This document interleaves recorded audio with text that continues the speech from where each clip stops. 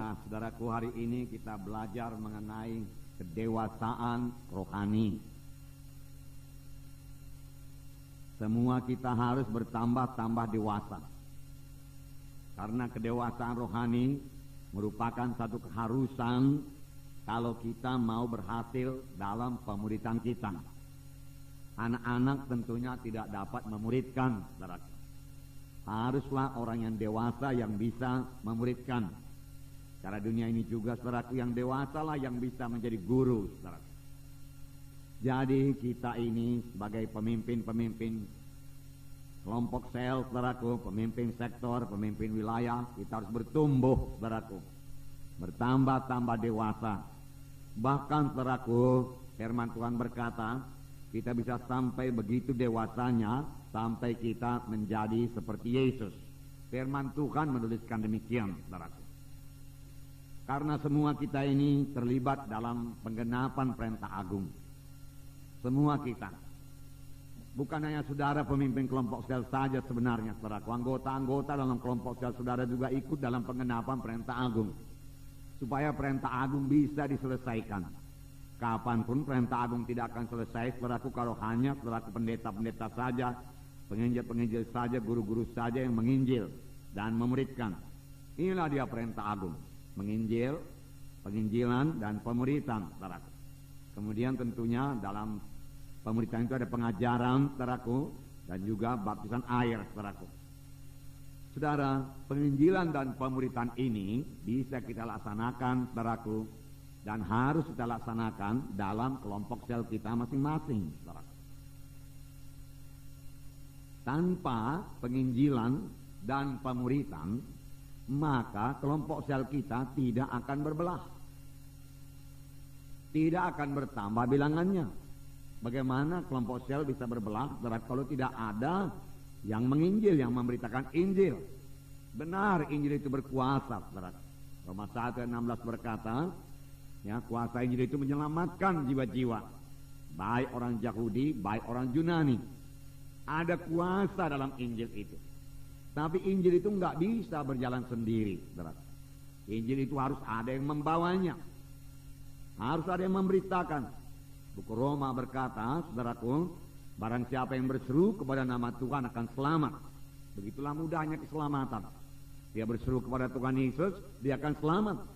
Oleh sebab itu, saudaraku, dalam kelompok sel saudara, tentu biasa jiwa-jiwa beroleh keselamatan.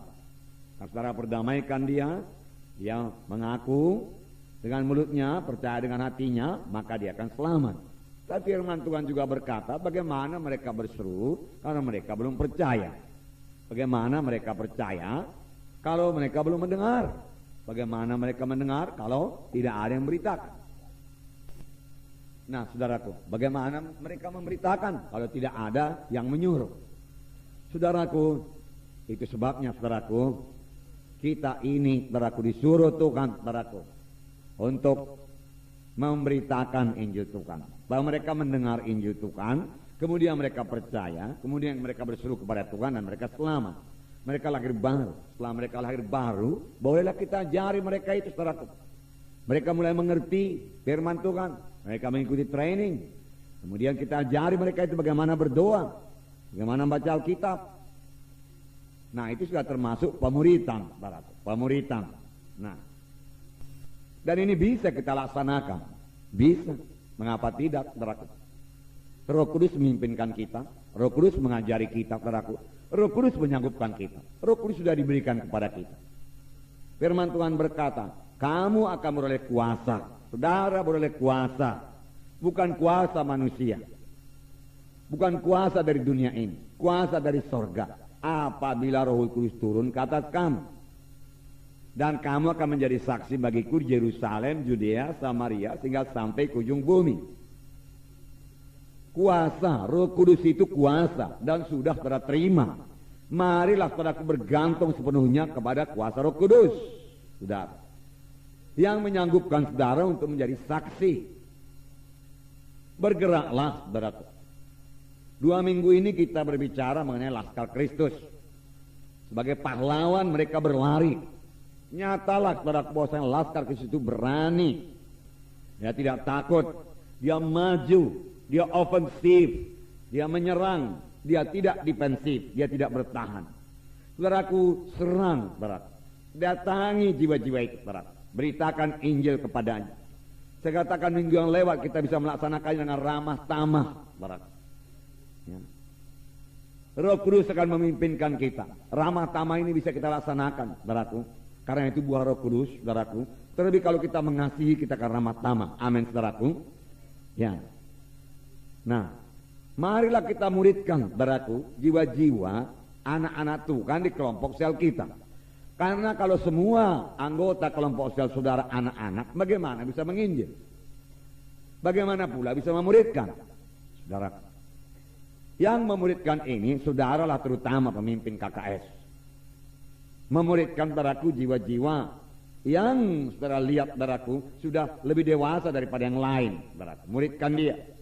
Ya, kalau kita katakan jiwa dewasa lah itu. Silakan muridkan, saudaraku. Kemudian tentunya nanti, saudaraku, jiwa yang dewasa itu memuridkan lagi jiwa lain, saudaraku. Nah, kalau tidak ada jiwa dewasa, saudaraku, ya saudara mulai dari memuridkan jiwa yang anak-anak itu terus bertambah hari bertambah dewasa. Tidak akan lama, saudaraku, kalau saudara ikuti, saudaraku, cara pemuridan yang dipakai oleh Tuhan Yesus, yaitu cara magang, saudaraku. Tuhan Yesus memuridkan murid-muridnya, saudaraku, dalam tempo 3,5 tahun, dan murid-muridnya sungguh sangat teguh, mengerti jalan Tuhan, bisa meneruskan pekerjaan Tuhan, saudaraku, dan bisa memenangkan dunia ini buat Tuhan Yesus, menyampaikan maksud Tuhan betul-betul, saudaraku, dalam tempo 3,5 tahun, saudaraku. Nah, cara apakah yang dipakai Tuhan Yesus, saudaraku? Ya, kalau kita menyebutnya dengan cara magang. Tetapi kita mengetahui, saudaraku, bahwasanya murid-murid itu banyak sekali, saudaraku, bersekutu dengan Tuhan Yesus. Banyak sekali bersama-sama dengan Yesus. Inilah cara magang, saudaraku. Jadi, saudaraku, dalam kelompok sel, saudaraku, saudara muridkanlah itu. Oke lah, berkhotbahlah, saudaraku. Jangan terlalu lama berkhotbah, 15 menit saya pikir sudah cukup. Saudaraku, kemudian saudara perlu mengenali jiwa-jiwa saudara itu. Amin, saudaraku. Bagaimana saudara memuridkan kalau saudara tidak kenal dia? Ya, apa yang perlu kepadanya? Ya. Saudara tidak tahu apakah dia baca Alkitab atau tidak. Saudara nggak tahu apakah dia bisa berdoa apa tidak, saudaraku. Saudara nggak tahu apakah dia sudah menginjil apa tidak, saudaraku. Saudara nggak tahu apakah ikatannya sudah lepas apa tidak, saudaraku.